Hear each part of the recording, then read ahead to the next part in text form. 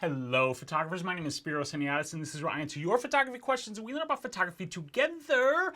And it is Wednesday. We've got our first question of the week this week, which comes from AvaitorGM, who says, how do you figure out the distance between you and your subject? AvaitorGM was watching my videos on how to take Tack Sharp photos. And one of the things I didn't talk about in those videos was the hyperfocal distance, which is what we're going to get to here. So the rest of AvaitorGM's question is, assume I want to make a wide-angle landscape photo. I want the mountains that are in the background to be sharp, but I also want an elk that's in the foreground to be sharp. And he says, I'm guessing the elk is 100 to 200 feet away. It's kind of dark, so I want to use the widest aperture that I can get away with without losing any sharpness. He says, what would we do? Do we guesstimate? Do we rely on experience?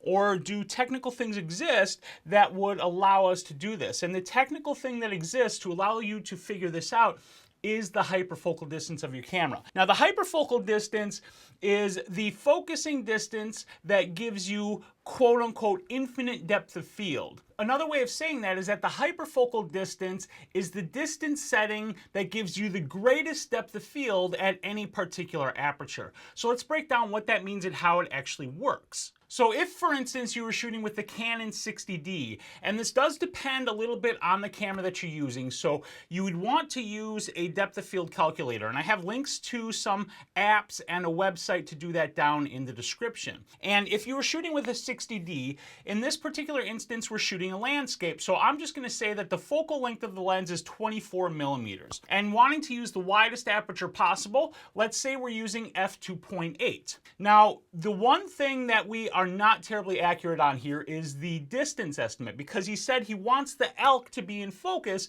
and he's estimating that the elk are 100 to 200 feet away. So I put in a subject distance of 100 feet. And when you do that and you do the calculation, what you find is that the hyperfocal distance is 35.2 feet. Now, the 35.2 feet isn't where your depth of field area starts, where everything starts to be in focus, because if you remember from the sharpness videos, when I talked about depth of field, your depth of field area doesn't start at the point of focus. It actually starts before the point of focus. And while it is not directly in the middle of the actual focus area, an easy way to think of your depth of field area is that the focus point is in the middle of it. So there's room in front of the focus point where things will be in focus, and there is room in back of the focus point where things will be in focus. So with the hyperfocal distance, you actually cut that in half, and that will tell you how close to you a subject can be and still be in focus. So with a hyperfocal distance of 35.2 feet, roughly speaking, 17.5 feet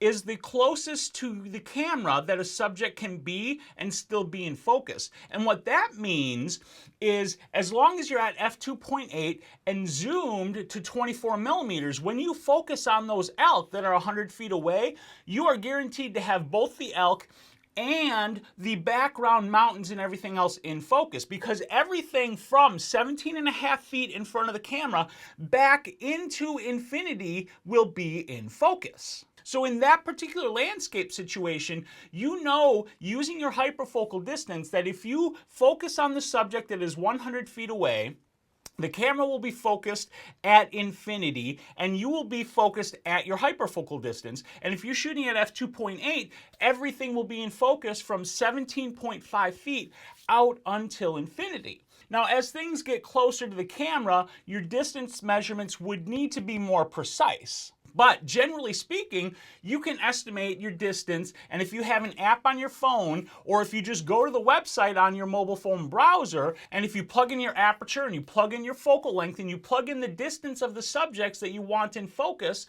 then you can find out how close to you things can be and still be in focus and have infinite depth of field throughout the rest of the shot.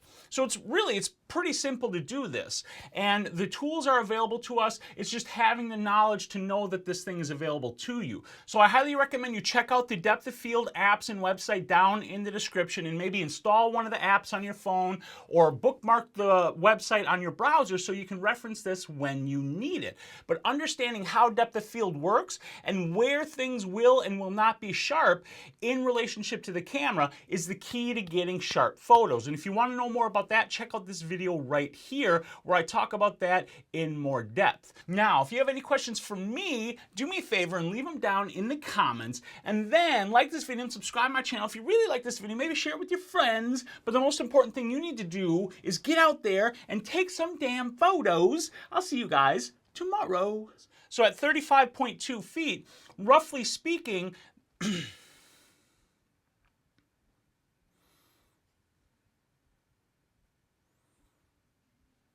so at 35.2,